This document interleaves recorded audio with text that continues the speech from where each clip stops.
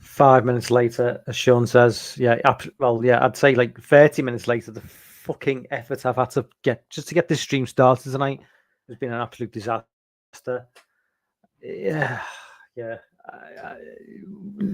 Nobody should give a man of my limited technical expertise a webcam and a decent computer and a YouTube channel, because I don't know what the fuck I am doing. I'm completely clueless. I don't know how to work a webcam.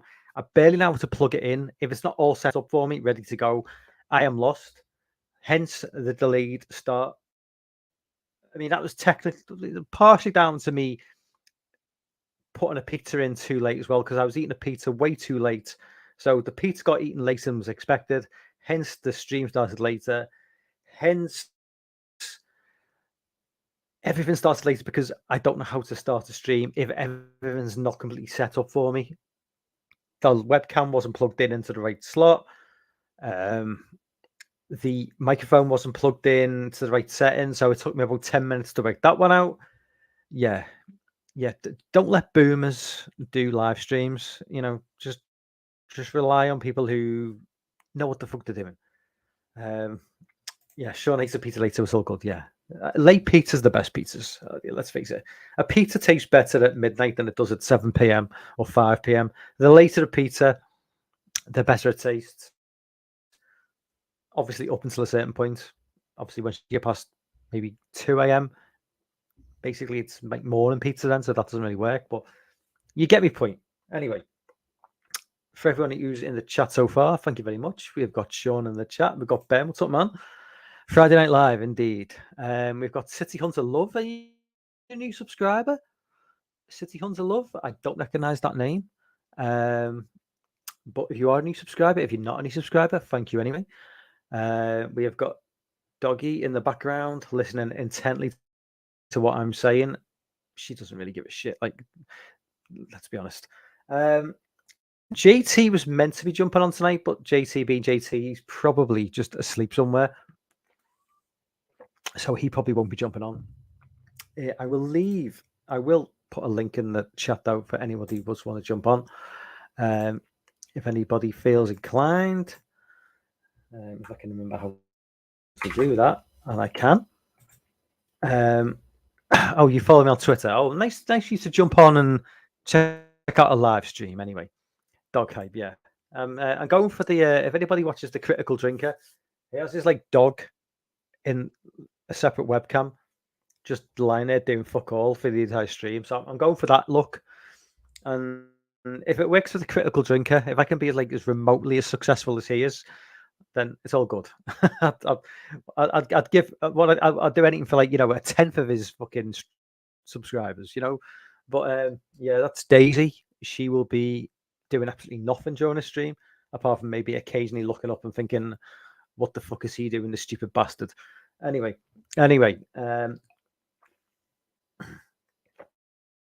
So I don't like to do a stream like going in completely without anything to say.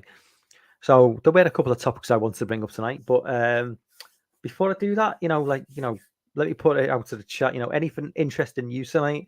Anything you want to talk about? There's a few people. There's 6 people or 5 people in the chat. Anything you want to get off your chest? I did watch Evil Dead Rise tonight.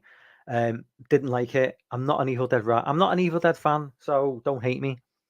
I'm just not an Evil Dead guy. I think it's a bit of a love it or hate it franchise. I think people tend to love it, or people tend to really not give a shit about it. I'm in the latter category, so yeah, I did not like Evil Dead Rise whatsoever. And even people who love Evil Dead, the franchise, I know a lot of people are saying it's the least favorite of the franchise. I just don't get it. I don't get the love for Evil Dead. To me, it's just a lot of blood. Obviously, yeah, I don't mind blood, but it just seems to be its raison d'etre. Just throwing blood in to the mix over, in an over the top way, as if well, this is what we do, and it's I don't know, it's just not for me. I'm not the biggest fan. We've got Cliff in the chat. What's up, Cliff? R.I.P. to my boss and best buddy Vic Dalton, who passed away today as per the Video Archives podcast. He's torching hippies never know. It should have been. Sorry, man. And you wouldn't like Rise. I'm not the biggest fan of the Evil Dead franchise. I know a lot of people are, but Sean, I know you're in Ireland, but I'm sure you're aware of the phrase Marmite. It's a Marmite movie. People either love it or hate it. I don't think there's much middle ground with the Evil Dead franchise. People do tend to love it, or they just tend to really dislike it. And I'm I'm in the latter. I'm just not a big fan. Evil Dead hype. Yeah, they'll probably go on to. I don't know how this movie has done at the box office.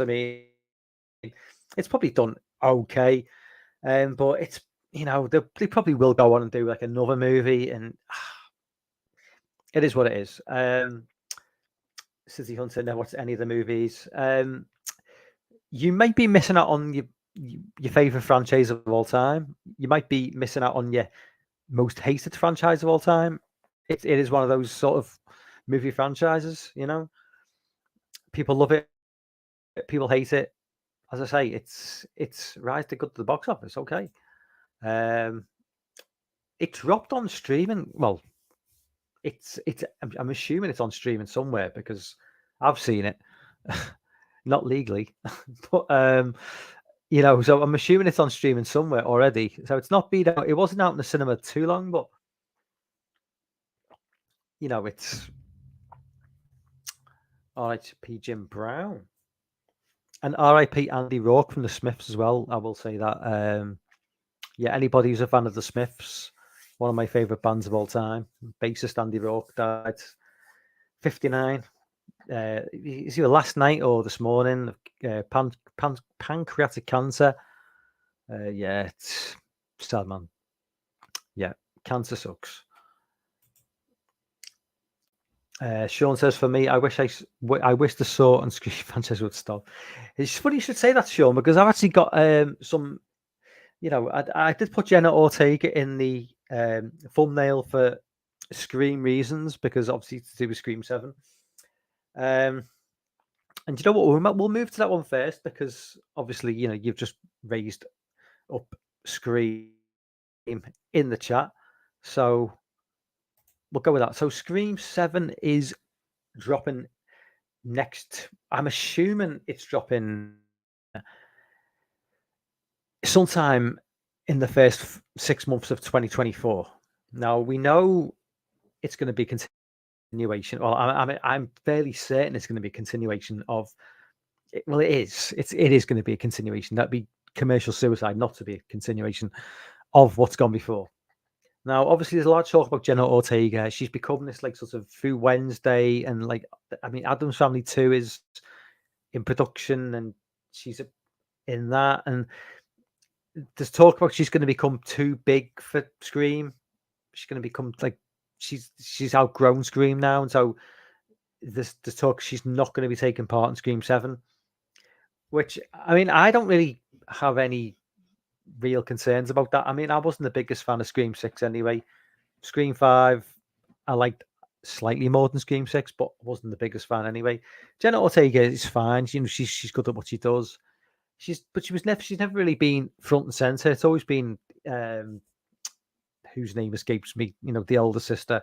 She's always been front and center as the main character of this new sort of franchise.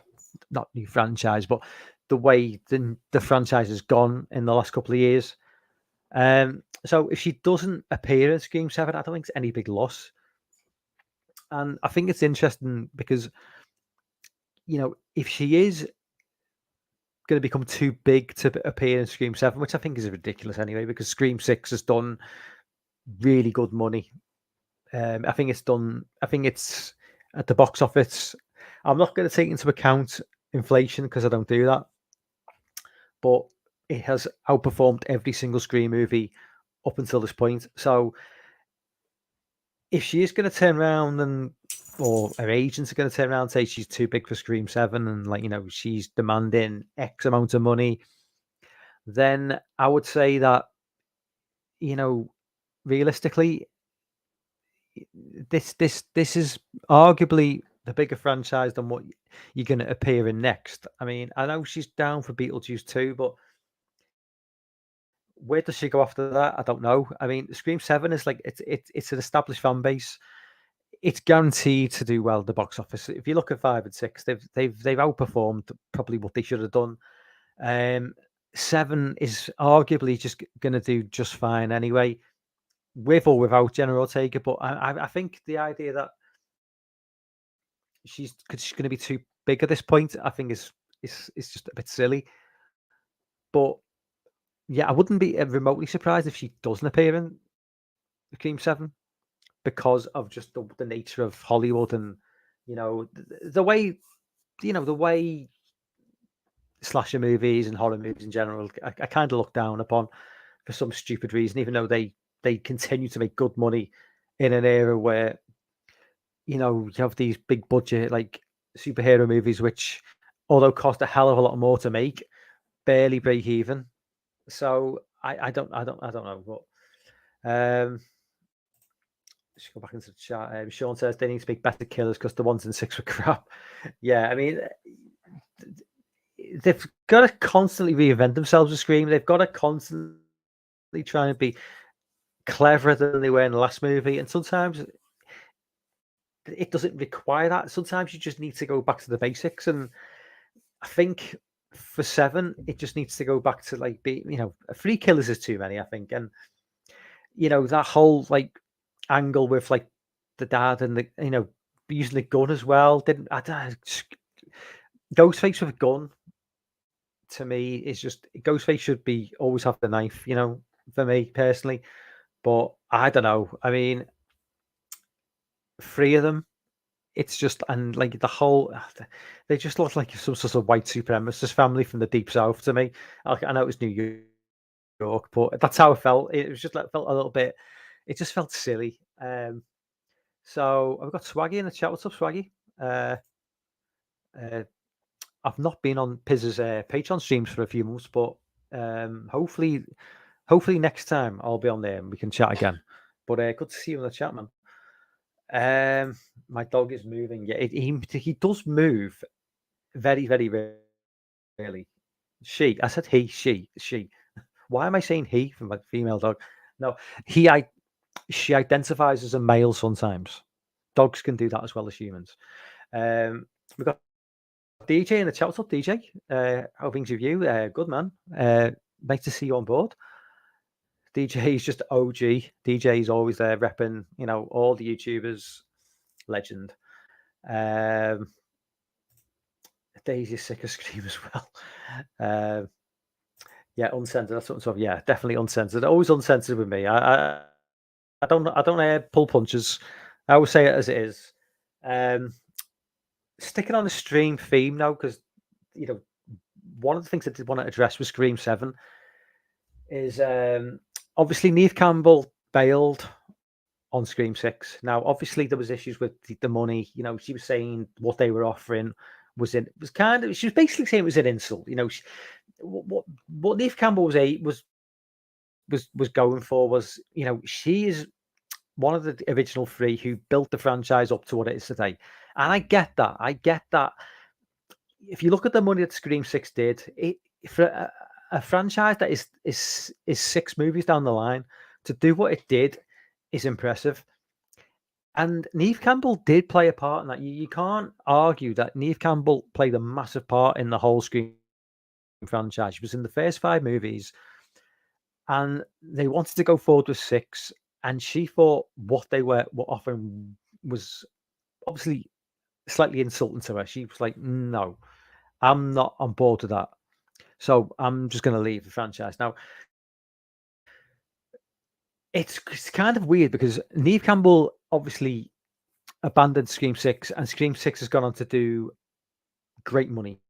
It's gone on to be a bigger hit than the previous 5 films. Now, it's awkward for Neve Campbell because at one point she's kind of justified in saying what she did, because she did play a massive part in it, but at the back of her mind, she must have been hoping probably that the movie just bombed, and then played on the idea that because she wasn't there was the reason it bombed. And obviously it's not that. Neve Campbell is a massive part of Scream, but Scream is Scream. Scream, the franchise, Scream, the name, Ghostface, the character is bigger than anybody in the franchise. It's like Friday the 13th. Is it Friday? Actually, you know what? I'm going to backtrack. I'm going to backtrack on that. It's not like Friday the 13th. It's not. No, actually, it is. No, it is because Ghostface is bigger than any individual character. I think what I was trying to say is Ghostface is bigger than any individual character as connected to Scream. In the same way that Freddy is bigger than any individual character in the Elm Street franchise. But I'm going to kind of like contradict myself there, because Freddy's been replaced in the 2010 remake, and that film wasn't a success. So yeah, Robert Englund was Freddy. So I'm kind of in 2 minds now. I'm kind of let's just catch up with chat. We've got Jess in the chat. What's up, Jess? Anthony, what's up, man? Yeah, so I'm kind of in 2 minds. I'm actually, so help me out. Like, yeah, it's difficult, isn't it? Because is Neve Campbell? I don't think Neve Campbell is bigger than the Scream name. She's not. She's clearly not.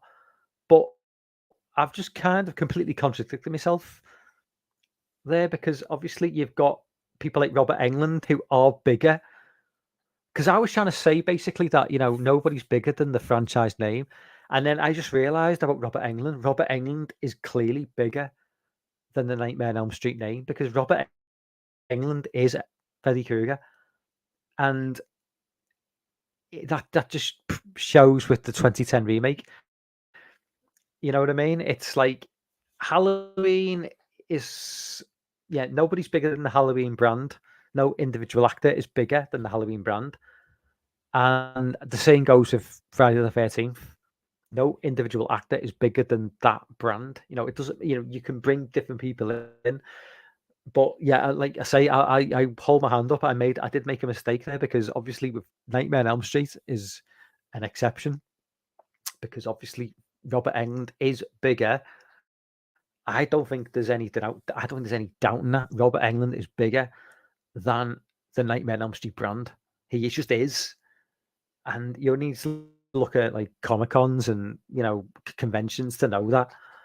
If you have if you've got a Nightmare on Elm Street convention, Wes Craven's dead now, so who's drawn the bigger crowd?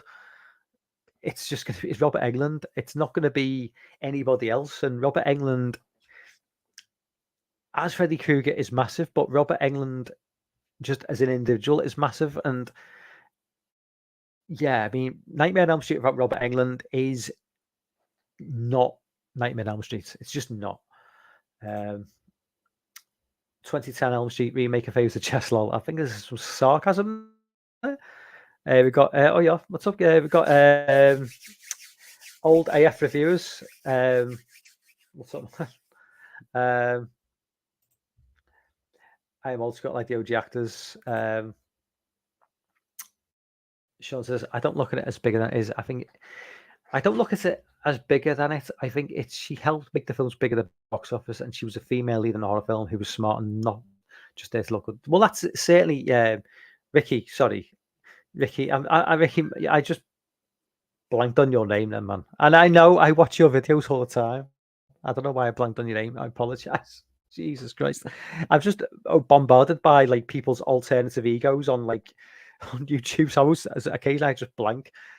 And Jackie L. Haley, Jackie L. Haley, yeah, Jackie L. Haley is a good actor. Yeah, that 2010 movie though was just, it just wasn't good. I mean, it just, there's not. That's the problem with Nightmare on Elm Street. There's not been a good Nightmare on Elm Street movie, since 1987. Realistically, I mean, we're going back to like 36 years. It's crazy to think, when you look at the time period that we're going back now, and it's like, I always think like young people now who are like, getting into movies, and they'll see like old farts like me on YouTube talking about, well, they're probably not looking at me, but that some people similar to me were banging on about 80s movies, and I think we forget as people of a certain vintage, people like me, I'm like, 46, and I know a lot of the people in the chat are, I don't think there's anybody in the chat who's under the age of like 30 realistically.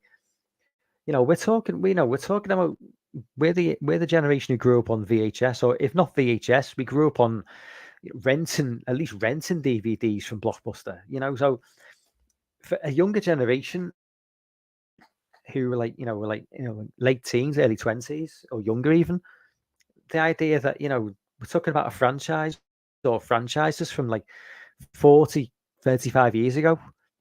I mean, they might like those franchises, but it's going to be so alien to them. It's like, if you think back to when you were like 17, 18, so if I go back to like when I was 17, 18, 1994, if I think back to 30 years before that, that's like the early 60s. That's like I don't want to shoehorn my YouTube name into it, but we're talking like that's when the Beatles were just starting out. That's how old it is. It's like, that's how old, and that felt when I was like in my late teens and in the early 1990s.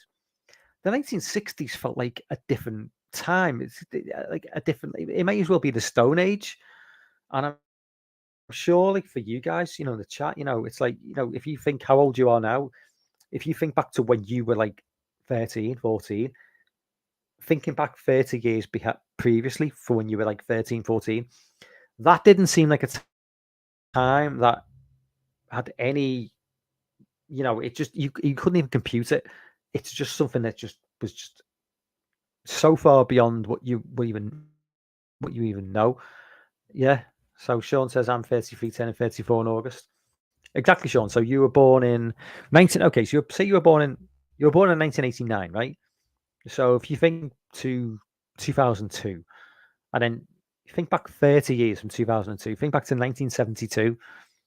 What did that feel like to you as a kid? That would have been so an era so far beyond what you could even imagine, right? But you know what I mean? It's like that was only 8 years before the Friday the 13th Part 1 came out. It's the beginning of a franchise we constantly talk about. I'm fine with that, Sean. I wouldn't mind another film with Robert if I'd done right. I am also fine if they don't do another. The original Nightmare series had a solid enough bookend for me. Yeah, it's. I do wonder, like, why. Not why, but like, at what point it's been 13 years now since the last Nightmare on Elm Street movie. For each year that goes on now, on Friday the 13th, it's how does the likelihood of a new movie just become less and less and less? I don't know. Halloween is pretty solid. Halloween's still, in people's minds. Like, it's had a trilogy in the last 3 movies in the last 5 years. So the Halloween franchise is probably not going anywhere soon. They'll probably just reboot it again in another 5 or 6 years. But the longer something stays out of the public's attention, you know, who knows? I mean, with Elm Street and the Friday franchise, I think the Elm Street franchise is more at risk than the Friday franchise. I mean, I think the Elm Street franchise is in serious risk of just completely disappearing from view. And I don't think that's necessarily a bad thing. I mean, because I say that as someone who's not a big Elm Street fan, so it wouldn't be a big loss to me. But you know, I do think that maybe the Nightmare on Elm Street franchise is kind of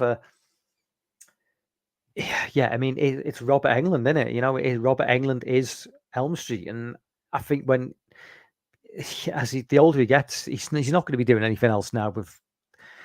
Unless you can, I mean, I will. It's a nice little segue actually into like the next topic of conversation. So I'll hold that for now, and I'll jump back into the chat. We've got Jamie in the chat. What's up, Jamie? We've got Philip in the chat as well. What's up, Phil? Dan, what's up, man? No worries, man. Congrats on 1K subs as well, man.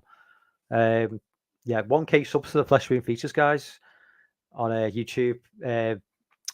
Yeah, I mean, what can you say? I mean, that monetization now. I don't know how it works. Do you apply for monetization now, or will you get monetization with the content that I don't know how it works? So you're doing a channel with like a lot of, you know, effing and blinding, and you know the content's a little bit near the knuckle. Can you get like monetization, or are they very strict on that? I don't really know. Hopefully you do, because you know if you definitely deserve it, man. You've been grinding for a few years now, and it's fully deserved.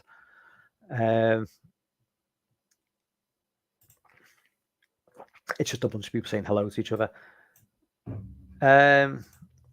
Oh, it says 3 months after you clear 1K. Is that when you get like a notification? Is it? I know it takes a while. Yeah, I think you have to let YouTube know that you've. I don't know. I don't know. That's how I thought it worked. I thought you had to let YouTube know you had the 1K, and then they review the channel, and then they come back to you. And knowing YouTube, it probably takes about like 6 months for them to acknowledge it. I don't know that will be right away, but last I heard, you need to maintain 1K for 3 months. Oh, well, that's a given. I mean, because the channel is only going to grow. From what I can see from like YouTube, is that once you hit that 1K subs, the channel, I don't know whether it just the algorithm pushes the channel, because a few people who I'm subscribed to who are over the 1K subs limit, their channel has grown. They've gained like 500 subs, in the space of like 3 months, where it would have taken them previously, a year or 2 years to gain 500 subs. So I think once you get that 1K and you get that monetization, then the algorithm kicks in, and you really start to gain the subs then. So hopefully, Vicky says you need 4,000 hours watch time per year too. Yeah, there's no way I'm ever going to get that. Yeah, YouTube is always changing things. I'd like to see more Hellraiser, especially Jamie Clayton back as Bennett. She was excellent. So anyway, talking about Robert Englund's not demise, he's not dead, but the end of Robert Englund, basically, as Freddy Krueger. It brings me on to another subject that I was going to bring up tonight, is like obviously the AI advancement in terms of like movies, books, everything you can think of. AI now, obviously, there's a big strike on in Hollywood against people obviously worried about the jobs. So AI in Hollywood, AI in general, where's it going to go? This is obviously a big concern for a lot of people for a lot of reasons. It could be quite an exciting development for a lot of people, depending on what you're into and whether it affects you or not. But in terms of like, social media, in terms of like pop culture, especially like movies and books, especially media, just newspapers. This is like we're on we're on the verge of tipping into like a dangerous sort of. I mean, I say dangerous. I don't know whether it is dangerous, but if we keep on down this line, we could see thousands more jobs lost at the extent of AI. And AI is already technology is already taking jobs away left, right, and center across the board. It doesn't matter what role, what you do. I think with this latest developments, I think a lot of people in this sort of field thought they were quite safe, almost smugly so. I think thought that this wouldn't affect them, and now this new development chat. I think it's called Chat GP. There's all this different AI now, just coming along now. It's just doing crazy stuff. But this is really going to affect, a lot of people in the sort of pop culture sector. People writing movies, people writing comic books, people writing books, just art. I mean, art. My God, what this AI can do now regarding art is insane. It's crazy. I mean, obviously, everybody's going to have their own opinions on it. People, there's going to be there's going to be like a hardcore bunch of people who will always look for like, something like, I can't ever imagine I'll be on board with like AI music, maybe like some sort of like inane dance song I might find quite catchy. I think, oh, that's quite good. But I could never be on board with like an AI band. Like how is that going to work? A band's got to have a band, which means a lot to you, has got a personality. It's got if it's a singer, a guitarist, a bassist, a drummer, with lyrics that mean something and mean that come from the heart. The lyrics of from a certain band that mean a lot to you. You can never recreate that. AI is never going to be able to do that.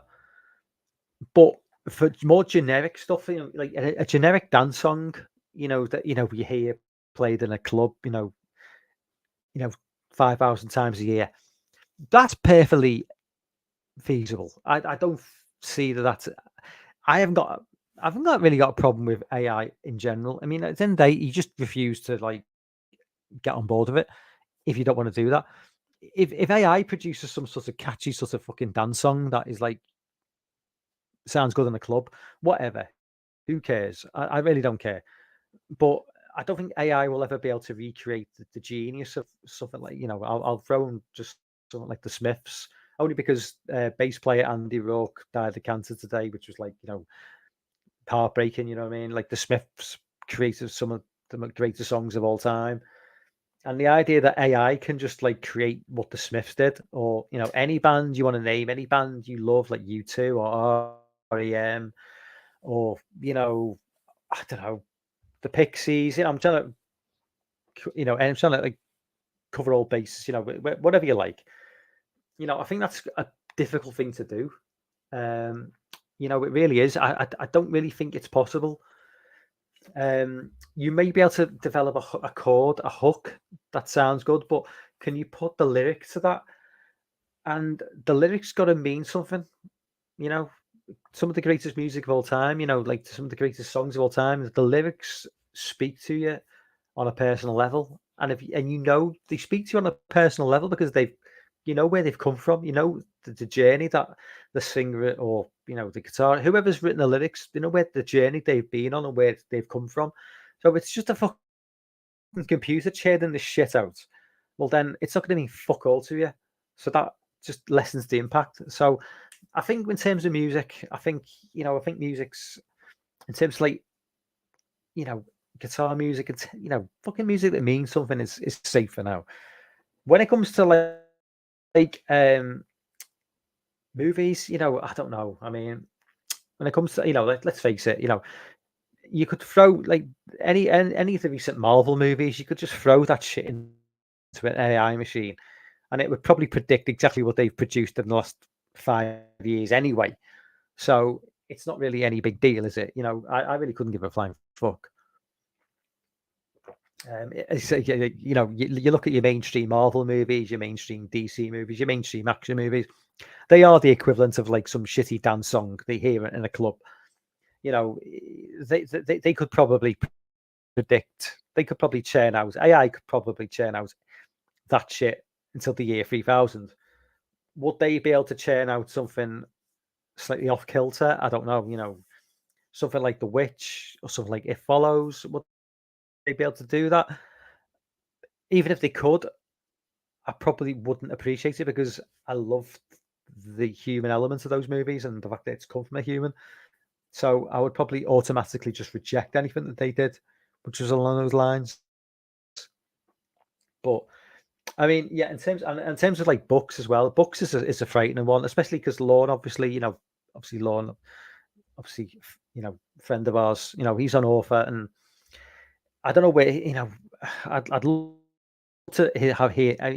I did ask him, and he gave me a quick take, in a couple of sentences. But I'd love to see him do maybe a 20-minute video on AI's impact on books and like the potential, because books, it seems, could really, really be under the biggest threat of all. Because I've heard stories about kids now using this AI to just like send in coursework, homework in schools where they've not written a word and they've just put it into like some sort of AI machine, and it's just produced a load of stuff. So it's crazy. It's just a crazy situation. But yeah, I mean, I don't know. I mean, it's just. I mean, I think if I can share what I've seen on Twitter, some of the artwork that AI's done. If I can share this now, hang on a minute. Present share screen. This is it. So if you guys can see that, so yeah, like so the original poster, someone asked AI to turn each country into a villain. Japan, Russia. I mean, this is just incredible. Look at USA. I mean, it's. I mean, Australia. Okay, so they've gone with the generic kangaroo. You could say, oh, AI, yeah, kangaroo, yeah, really original. Use a kangaroo for Australia, but there's enough personality in that. It feels human. Do you know what I mean? It feels like it doesn't feel that feels like a human created that. It's got enough of its own personality, and yet this is just AI. I mean, China, that's sick. That UK, but it's just so nice. I mean, God, it's got like a steampunk feel to it. Ukraine, Egypt. I mean, it's just so good, man. It's just like crazy how good it is. Look at Jamaica, man. I mean, Jesus. I mean, this is what we're up against. I mean, it's just nuts. But yeah, I mean, oh, what's up, Dan? What's up, Chris? Good day, mate. I don't know if Christian still thinks I'm Australian. I know we always used to joke. Good day, mate.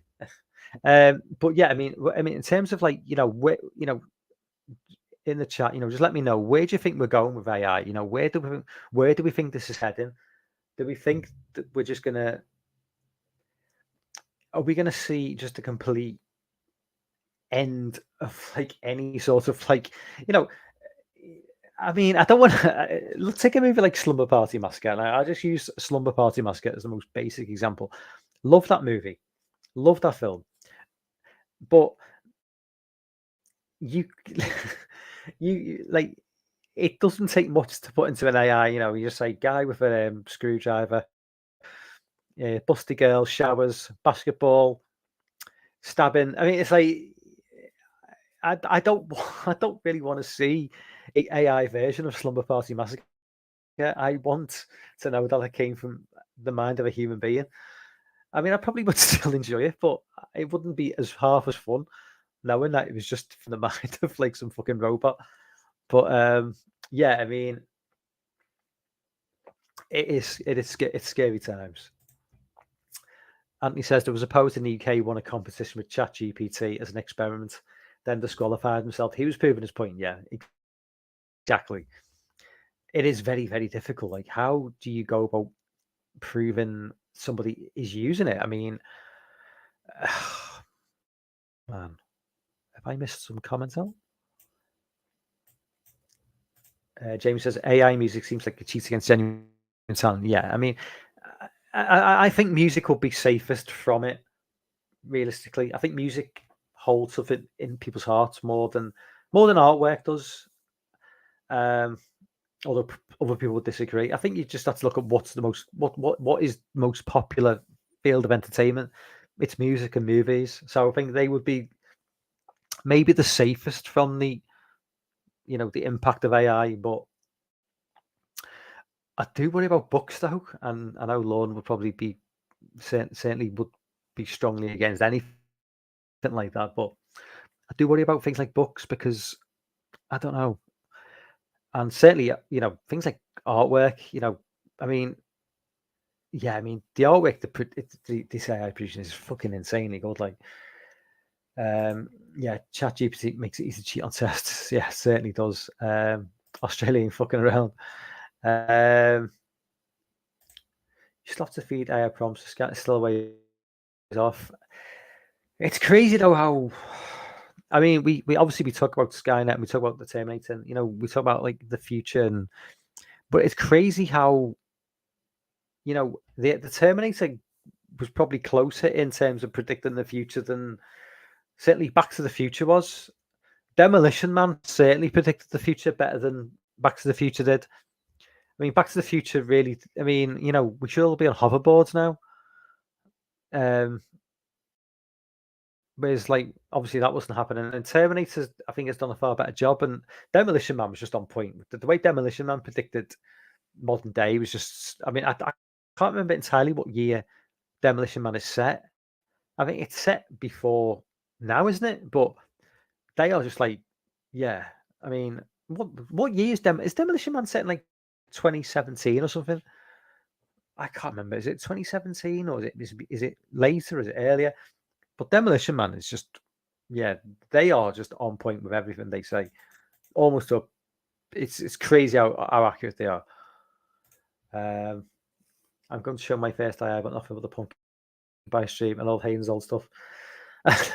Yeah. Oh yeah, definitely do that. Yeah, people want our contest with AI generated art. This makes a good way to go. There they are. AI are evil movies coming. Yeah, I think we are past the year Demolition Man came out.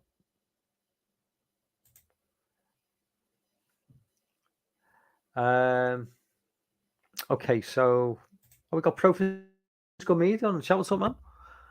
Train on AI on filthy fucking old idol videos. Nice to see you on board. So I think we've covered AI for now. Let's just jump onto the. This one. Oh, this one. I'm not gonna. I'm gonna try not to rant, but like, let me share the screen again. Okay. So,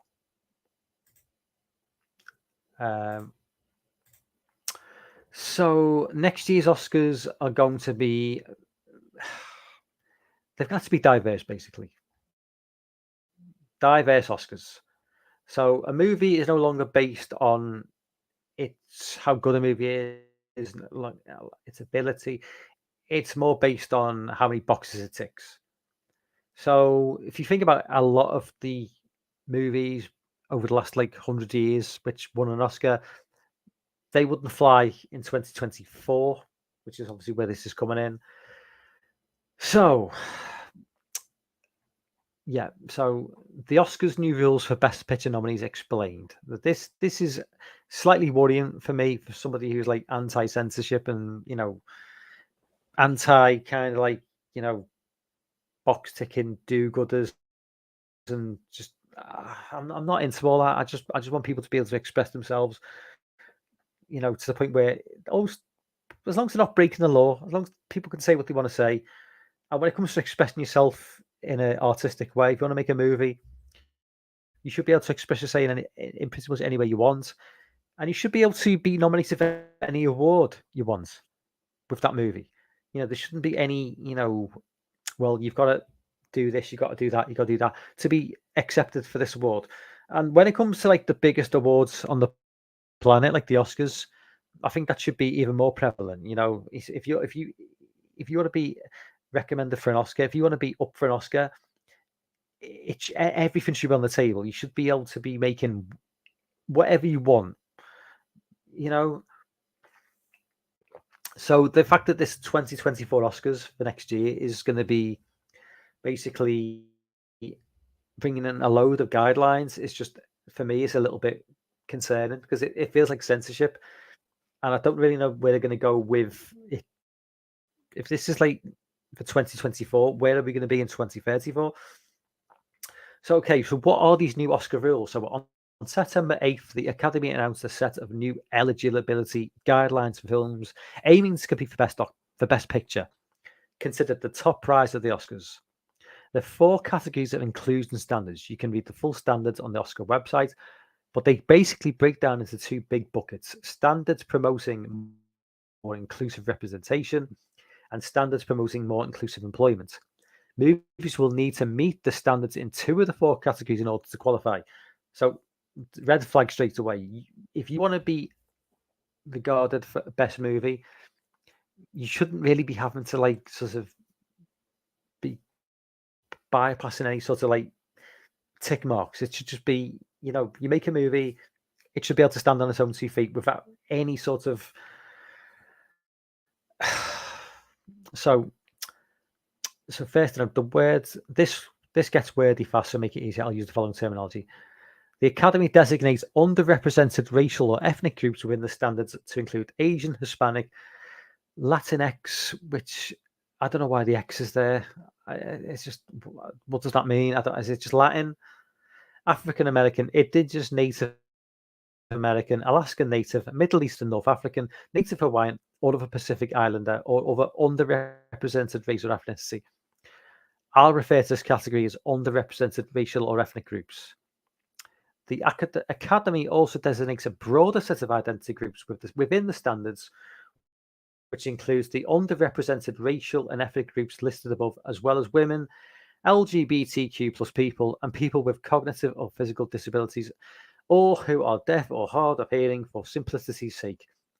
I'll refer to this group together as underrepresented identity groups. Okay, so basically Saving Private Ryan, Schindler's List, fucking Dunkirk, any fucking war movie is not going to stand a fucking chance of winning anything, basically, are they?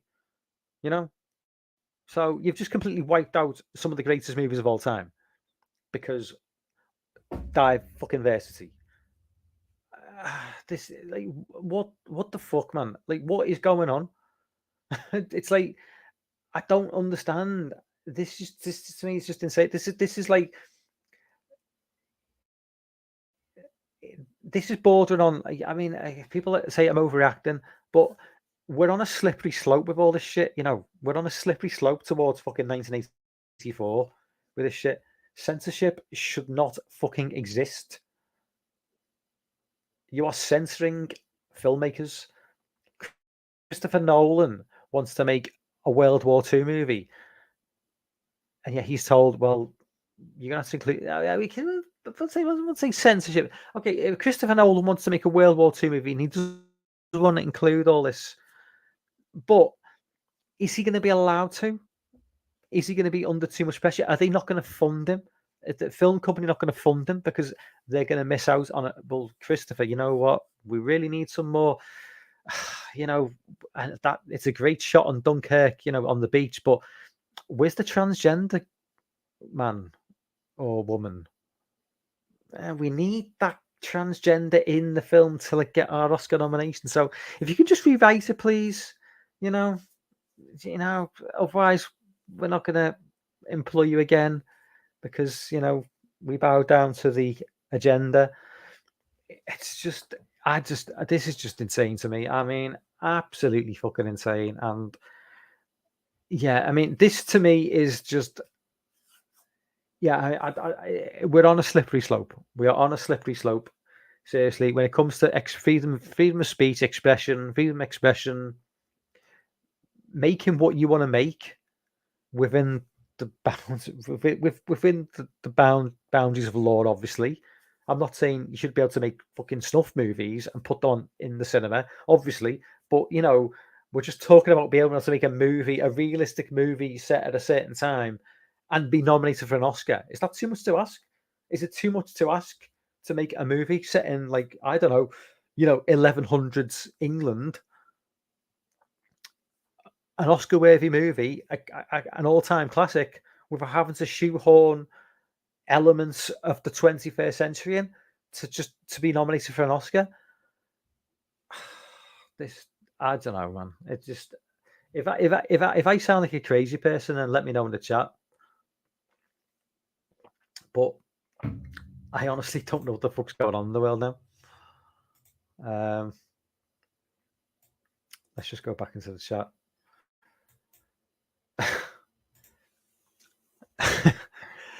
Thanks. I'm gay. Hey, yeah, that's going to become a meme, I think.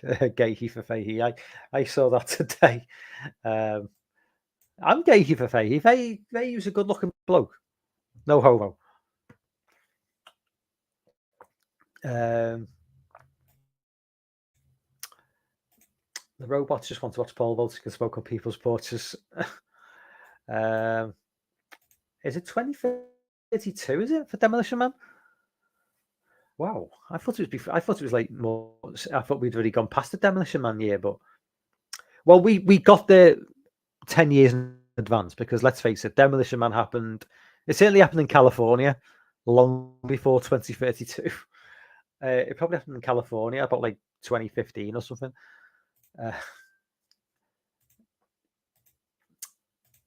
Even Skyler is gay for Fahey. Tips.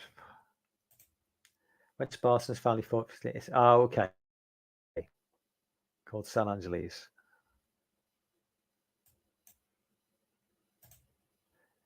Fedora, daft look. Yeah, I did wonder about that. Honestly, score aggregates and award sites are no longer relevant. It's all patent celebrities on their backs. More Latinos are pissed at saying like anyone else because of, yeah, exactly. Yeah, it's like it's just stupid. AI's making the frogs gay. I can't imagine it's going to last. They can't still like stay war films. Yeah, I mean, it's constantly just like who like going woke to just like appeal to who. I mean, it's nobody wants this. It's like Bud Light found out to the expense that like nobody wants this shit, and then people unearthed some like Miller Lite advert from like, I think the Miller Lite advert is not. I think they've just unearthed this video, this advert from like a while back. That was just the same shit. You're playing, you're just alienating your target audience all the time, and it doesn't make any sense. It's just bizarre, man. It's like Adidas now. Adidas have got like are advertising swimsuits for women with a fucking man with a hairy chest and a cock and bollocks. I'm like, why are you doing this? What is? Am I just like? Am I out of touch? When I was younger, you modeled, you targeted your audience in the correct way. Do you know what I mean? It just made, that's how you sold stuff. My God, I don't know what's going on.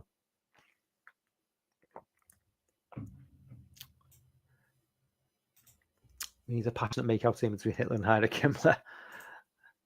Hypothetically, they could have won, but made you know. Yeah, we are definitely all crazy, Philip. I think they're just saying that they were considered a wide range. I don't think they are saying that those don't have to be new to squad. Just my read. It'd be interesting to see next year. I think we'll have to give it a year or two. I mean, whether they keep these in place, I don't know, but no, no Oscar for that one, Anthony. Yeah, no, the cams might. I'm glitching. Pro physical media.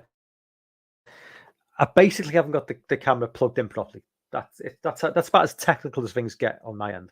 Yeah, I've not got the camera plugged in properly, so I am glitching. I do apologise. It's not you.